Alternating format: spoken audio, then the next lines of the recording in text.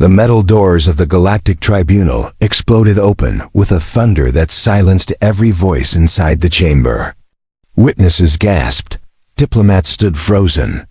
The high judges, cloaked in silver light, blinked with surprise as fire and sparks rained down from the ceiling. She walked through it all, bold, wild, furious. Her striped tail swayed behind her. Her armored boots clanked across the marble floor.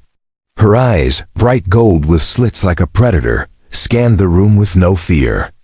Her sharp voice tore through the silence. "Where is he?"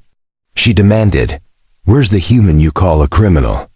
They had expected her to come in chains, not like this.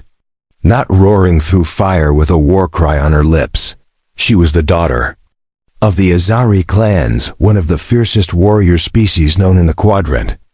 Azari women didn't beg, they conquered. But what no one understood yet was why she was here, and why her claws were out for a single man. Hours before this, the tribunal chamber was calm. 100 species had gathered to decide one thing. What to do with the human deathworlder captured from Earth. They said he was too dangerous. They called him a beast in a man's skin. Some wanted him executed. Others wanted to dissect his mind. No one expected someone would fight to claim him. The human had no nameplate, no defense, no translator, just chains. He sat on a cold chair in the center, back straight, eyes watching everyone with silence. His face was cut, blood dried at the corner of his mouth. Still, he didn't look scared. He looked like someone who had survived worse. The judges spoke in different tongues. The verdict was close, but then the ground shook. The walls cracked, and she arrived. "I invoke the ancient bond," she shouted. "Trial or not, this one is mine." The court erupted into shouts. Protest, confusion. Some called it madness. Others called it a breach of code. But none could deny what stood before them. An Azari war maiden declaring ownership of a human deathworlder. Only one person didn't speak, the human. He just looked at her like he knew something the rest did not. Rewind back further, just 2 days ago, to the orbiting penal station where he was kept. Locked, starved, beaten. He never said a word. They tried to scare him. Tried to threaten him with 100 alien horrors. He just smiled. The guard said he whispered something once while looking at the stars. A name, her name, and now she was here. Standing before the court, teeth bared, arms spread like wings, daring anyone to stop her. She wasn't here for justice. She was here for war. And the galaxy had no idea what kind of fire they had just lit. Asterisk, for 3 full minutes. No one moved. The tribunal chamber, once a place of control and structure, had turned into a battlefield of whispers and fury. High caste delegates from the Shirathi Empire hissed in protest. The cold-blooded diplomats from the Krakna Collective blinked in disbelief. And the Azari war maiden still stood tall, daring the galaxy to deny her. The lead arbiter slammed a fist against his glowing podium, demanding order. His voice boomed through the hall like thunder. "You cannot invoke an ancient bond without ritual, without proof, without agreement from the accused." He barked. The girl turned slowly, her golden eyes locking on the human in the center of the tribunal floor. His body was still chained, his head still bowed. But now, a slight smile pulled at the edge of his lips. He raised his eyes not to the judges, not to the cameras floating above, but to her. And then, he spoke for the first time since his capture. "Let her speak," he said calmly. Gasps rippled across the chamber like a wave. The translators scrambled to capture his words. Some accused the device of error. Others checked their logs twice. But the meaning was clear. He had chosen to respond, and to her. The Azari girl stepped forward, one slow step at a time. Each footfall echoed. Her armor gleamed under the tribunal's light. Her voice was lower now, almost soft, but there was steel in every word. 3 cycles ago, she began, "This human pulled me from the wreckage of my ship. I was broken, bleeding, dying in a crater on the death world called Earth. My own. People left me. But he didn't. He fed me, protected me, fought beside me, until I could stand again. And when I left, I promised I would return for him. The judges exchanged glances. The crowd muttered. Someone from the audience shouted, "He is a death worlder. He belongs in a cage." She didn't even turn her head. Her reply was like ice. "Then cage me too." The silence that followed was deeper than before. Even the floating surveillance drones slowed. The words cut deep across every species present. The Azari did not offer themselves lightly. And never. For a human, the arbiter leaned forward, his ridged face unreadable. "You risk your honor, your rank, and your family name. Why?" "For a human who has killed 50 warriors of the Tharni legions." "He did not kill them," she said. "He survived." "Them, there's a difference." The human didn't move. His eyes never left hers. There was no fear in them. Only memory, shared pain, shared survival. The kind of bond that no court could measure. The tribunal murmured again. The galactic lawbinders tried to cite protocols, but none had an answer. For what was happening, this was no longer just a trial. It was a declaration. One that didn't care for rules. From the upper balcony, a Tharni warlord rose. His armor still bore the blood of battles. His voice snarled through sharpened teeth. "She is bewitched. The human has tainted her. This is not love. It is poison." The Azari girl turned and faced him. "Do you want proof?" She growled. Without waiting, she reached into her armored chestplate and pulled out a small pendant. It clicked open to reveal a shard of bone alien in structure, but marked with a symbol only the Azari would recognize. The room reacted instantly. A few judges stood in alarm. That bone was sacred. It belonged to the dead. Warriors only gave such tokens to their bonded mates or their soul vowed. She held it out, then placed it at the human's feet. "He gave this to me when I was nothing. When I had lost everything. Now I give it back. As proof that I am his. And he is mine." The chamber thundered with arguments. Half the council erupted in protest. The other half demanded time to consider. But none dared move against her. Not yet. Behind the noise, the human stood up slowly. His chains rattled. His lips parted. He spoke again, and the room fell quiet. "I never asked her to come back," he said, voice steady. "But I'm glad she did." Those were the words that shifted everything. The arbiter sat back slowly. The glow of his robe dimmed. The weight of this moment stretched across the chamber like a storm on the edge of breaking. A choice had to be made.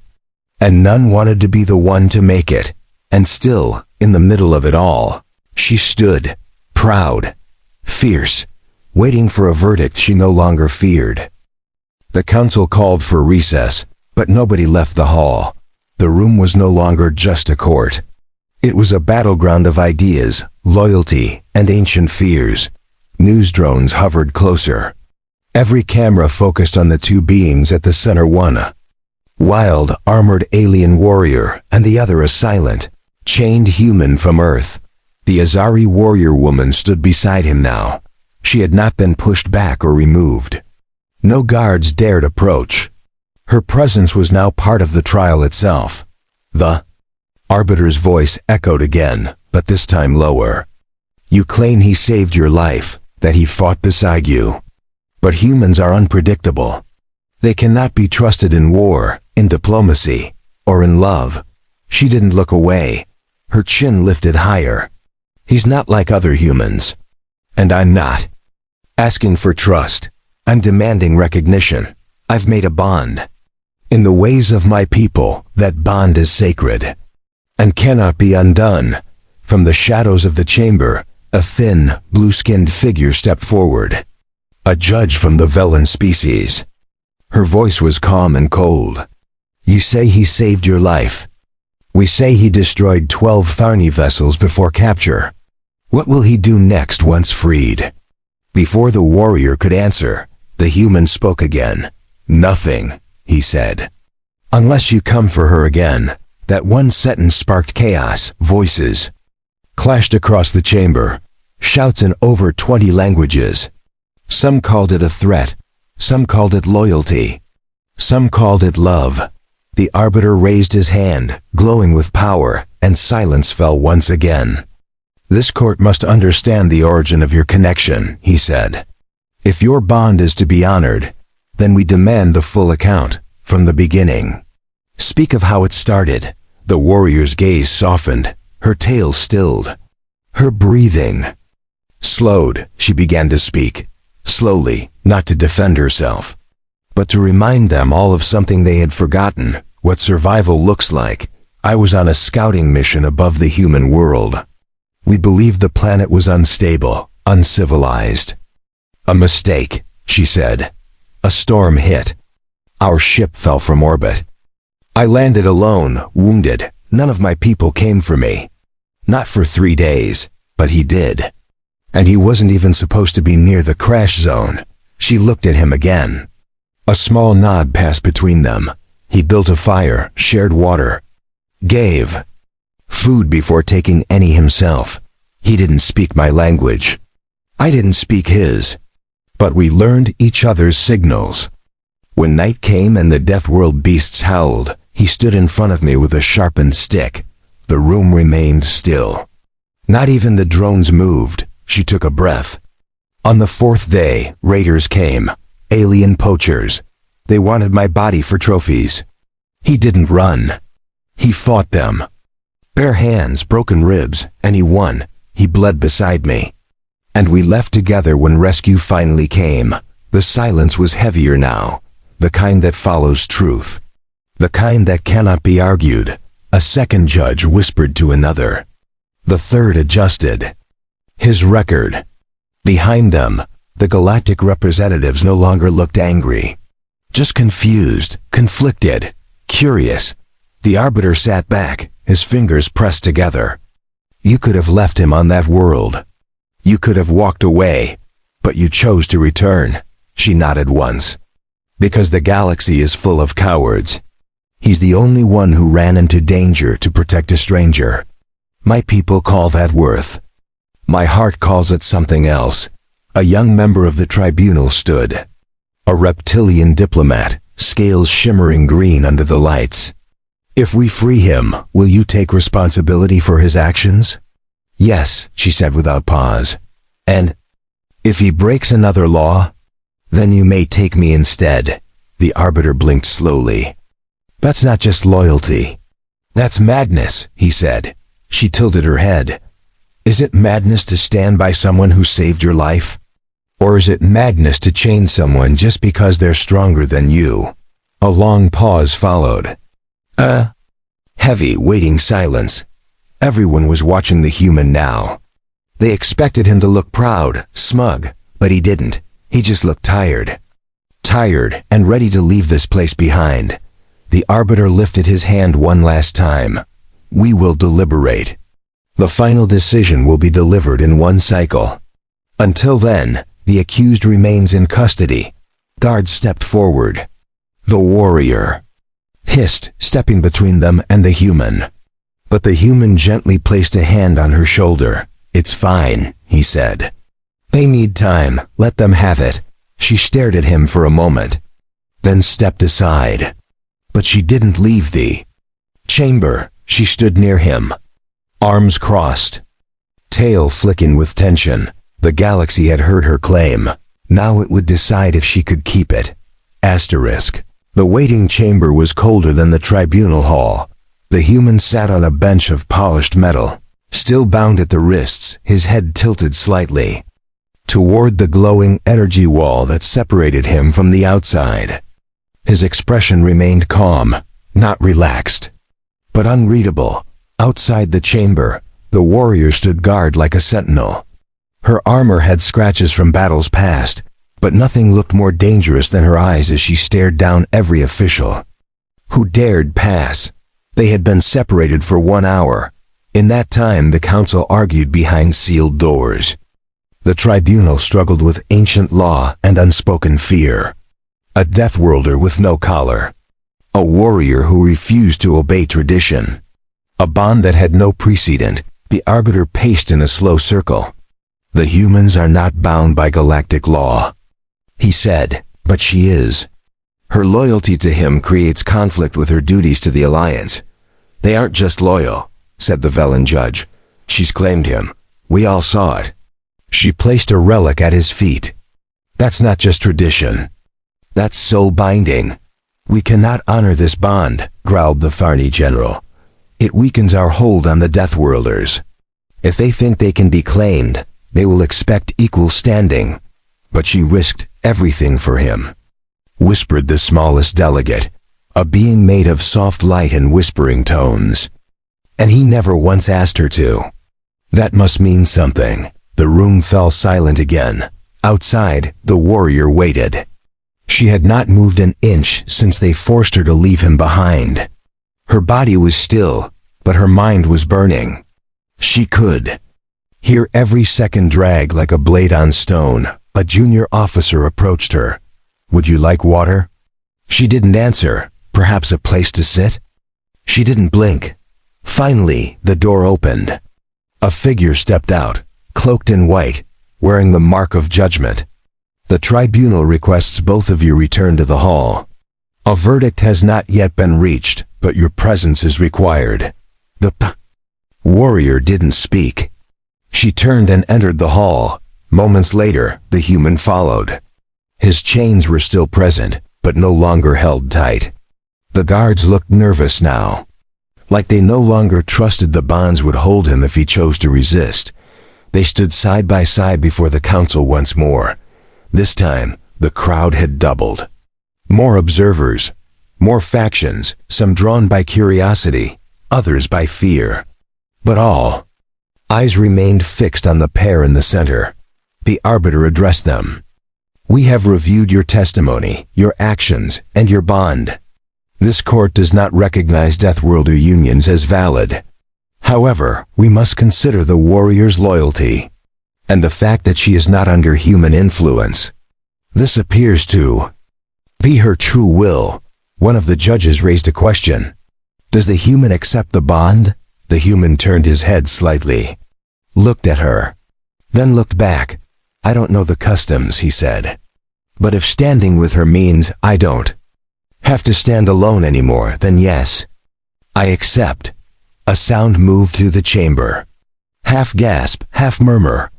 No one had expected such words from someone known as a killer, but he didn't flinch, and she didn't move. They were a wall. The Tharni general slammed his fist. You'll break the order of the stars over one bond between two creatures of war? The arbiter frowned. No, we won't break order. We will reshape it. One precedent at a time. The general stormed out of the chamber. Others followed. Some in outrage, some in silent thought, but the decision had been made. A ruling would be delivered soon. For now, there was still time. The human and the warrior were escorted back to the waiting chamber. This time, no wall separated them. They sat beside each other. Neither spoke for several minutes. Then she finally asked, You meant what you said? He didn't smile. He didn't look away. You came back for me. That means more than anything this galaxy could offer. She stared at him for a long second, then let her head rest lightly against his shoulder. Her armor clinked against his worn shirt, but he didn't pull away. In the next room, the most powerful species in the galaxy continued to argue, but in this quiet space, a warrior and a Deathworlder had already made their decision. The day turned into night without warning on the artificial planet of Judgment. Above the tribunal chamber, the synthetic sky dimmed to a soft violet hue.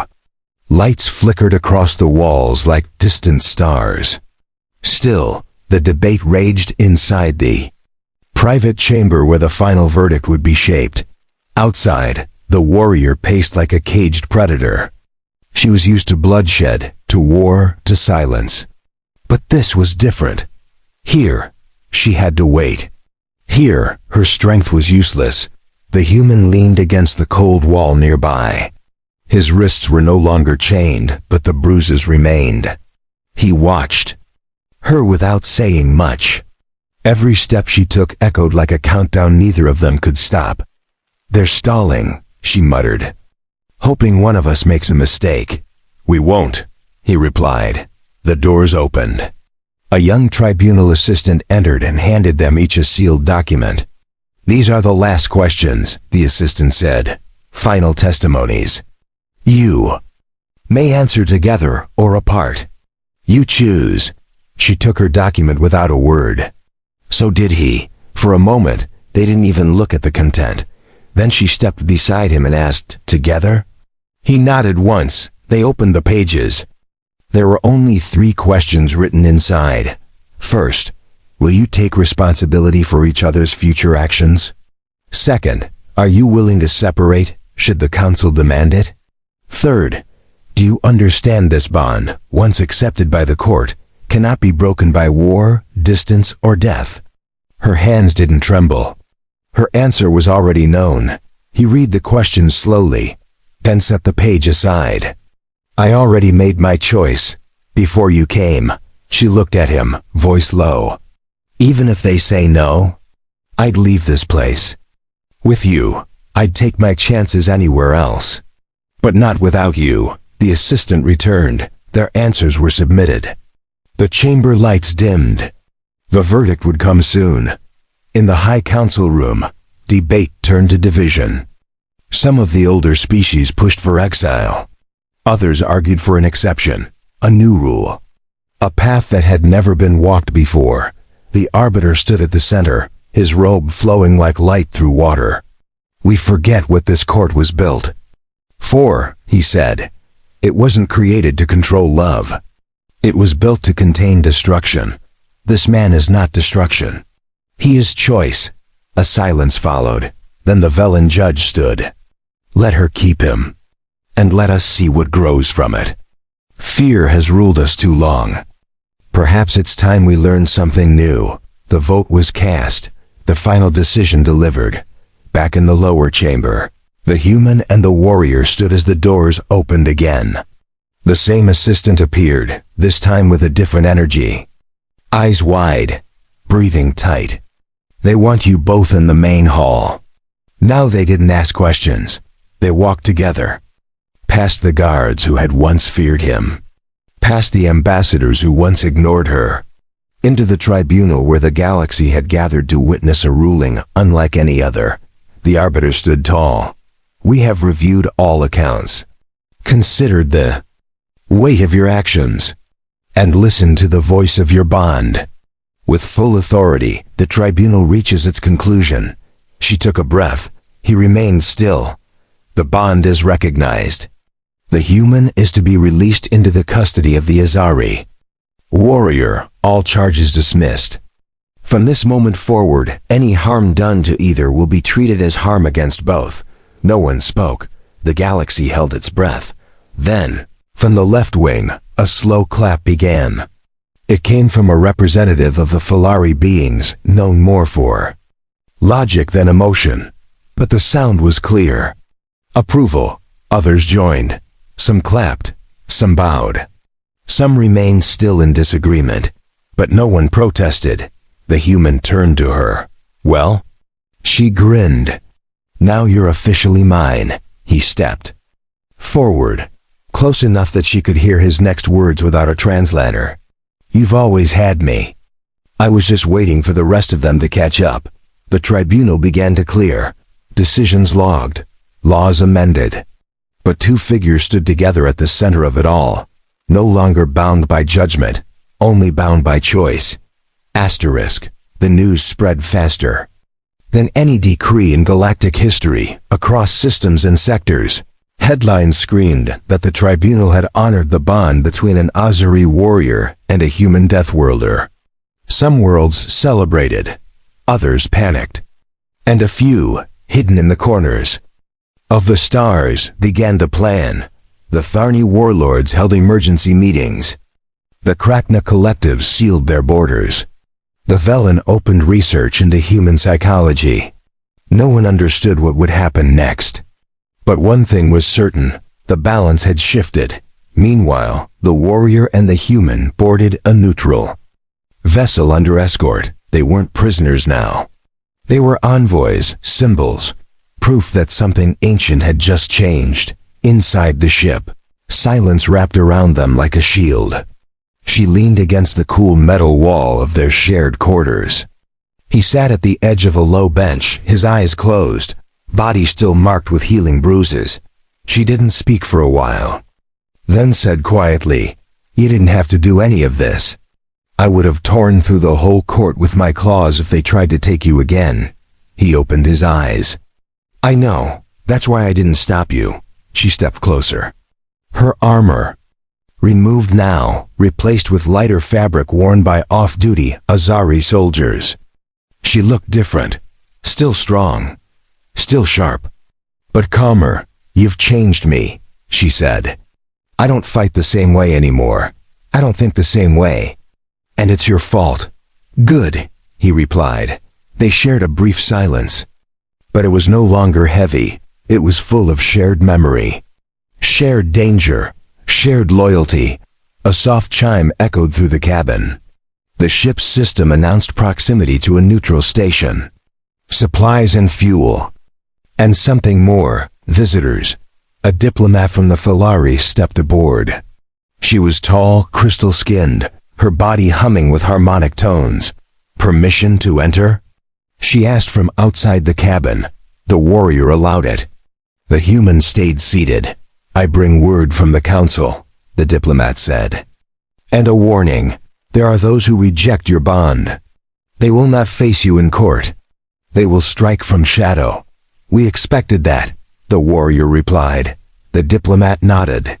"The council offers you shelter on Aurelus Prime, a place to rest, train, live as you wish. Or you may return to Earth, or her system. The decision is yours." He looked at the warrior. She answered before he could. "We'll go to Aurelus first. Just for a while, but not to hide. To prepare." "Very well," the diplomat said. "You have our respect." And curiosity. She left without another word. Her crystal form shimmered. Out of sight. He turned toward the window. The stars moved slowly past. "They're going to keep coming, aren't they?" She stepped beside him. "Yes, they'll never stop. But they don't know you like I do." He stood. Not with arrogance. Not with pride. But with the quiet weight of a man who had survived too much to be frightened now. "I didn't ask for any of this," he said. "I know," she replied. "But I'll protect what we've built. No matter how many of them come." She reached up and touched the small pendant that hung from her neck. The one he gave her back when she was broken and bleeding. She opened it and handed it to him. "It belongs to both of us now," she said. He closed it gently and tucked it into his shirt. Outside their ship, 3 cloaked vessels entered the same system. No flags, no signals, pirates, or worse. They drifted like vultures, waiting for weakness, but inside the cabin, there was no fear. There was readiness. Aurelus Prime shimmered like a jewel suspended in the void. The planet was rich in color, wrapped in violet clouds and deep oceans that reflected the twin suns. It was a place of peace, or so the diplomats claimed. But peace never lasted long. When the galaxy feared change, the warrior stepped off the landing ramp first. Her boots hit the soil with a quiet crunch. She scanned the horizon, wide plains, training domes in the distance, and sentinels watching from hidden towers. The human followed, slower but steady. He had changed in small ways. His posture straighter, his steps firmer. He was no longer a prisoner. He was no longer anyone's target. He was hers, and she was his. The Falari hosts welcomed them. Their voices sang through the wind as they offered shelter and tools. But even their crystal smiles could not erase the tension that shadowed the stars, because the cloaked ships had followed. 3 days passed before the first attack came. It began with a distortion field near the outer ridge. Sensors were blinded. Communications scrambled. The sky cracked open with the silent flash of beam fire. But this time, the human was not alone. He ran beside her across the cliffs. She moved like lightning, leaping over rocks and striking with her claws. He carried the weapon she once forged. The same blade he had sharpened by fire when they first met. The attackers were fast, mercenaries, Tharni-trained. Each wore armor designed to withstand Azari claws and human punches. But they didn't account for both together. He broke a spine with one blow. She tore through another's visor. The third tried to run but was taken down before he reached cover. They moved as one. A bond forged not by ritual, but by survival. After the skirmish, silence returned. The grass burned. The sky flickered. But they still stood. News of the battle spread across nearby systems. This wasn't just a couple defending themselves. This was proof that the bond was working. That two creatures from opposite ends of the galaxy could protect each other and win. The Galactic Council was forced to act. An emergency session was called. Some feared retaliation. Others feared imitation. One delegate whispered, "What if others begin forming such bonds?" A silence followed that no one dared break. But the warrior and the human did not wait for permission. They used their time on Aurelus to train, to heal, to study languages, codes, customs. They didn't want to be symbols. They wanted to be prepared, and one evening, under the fading twin suns, she asked him something she had never dared before. "Would you ever return to Earth?" He looked at the sky. "One day, if it's safe. If it feels like home again. And until then?" "Until then, I stay wherever you are." She nodded once, but her tail flicked with emotion. "Then maybe Aurelus is home now. Or maybe we carry it between us." Another week passed. No more attacks came. But one message did. It was from the same tribunal that once tried to judge him. This time, they requested a meeting. Not for trial, but for testimony. He looked at her. "They want us to speak?" "Yes," she said, "but this time not to defend. To teach." They agreed. When they entered the tribunal again, the crowd didn't jeer. They didn't whisper threats. They listened. He spoke first. About what it meant to be feared before being understood. About surviving war. About learning trust from a creature he was once told to hate. Then she spoke. About finding strength in unexpected places. About being saved without being asked. About loyalty born not from blood, but from action. When they finished, the chamber was still. The arbiter stood slowly. "You may have begun as a disruption. But now you are something more. A lesson, a challenge, a future we did not expect. And cannot ignore." They left the chamber together. No guards, no chains. Only purpose. Back on Aurelus they stood again. At the edge of the cliff where they first fought side by side. Below them, the wind sang through the plains. Above them, the stars began to bloom. He placed a hand on her shoulder. She covered it with her own. And for the first time in her life, she felt safe not because she was strong, but because someone chose to be strong beside her.